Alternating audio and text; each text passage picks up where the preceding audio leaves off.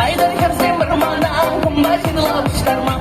Coştura dudarma, vırttan çıktırma. Bir yıl kersem çiğ çaşki, çıngar datsa şirişi. Çak yıl